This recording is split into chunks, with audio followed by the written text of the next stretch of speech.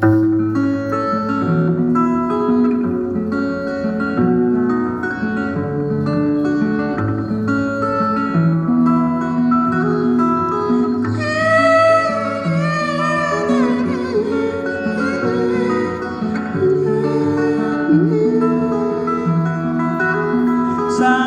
pangakong pagbabago ng paligid, nasaan ang paggunlad ng kabuhayan?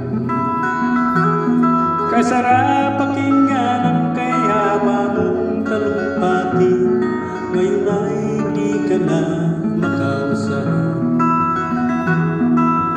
Naroon ka sa iyong palasyo at nagtatago, napapaligiran ng mga gwardya.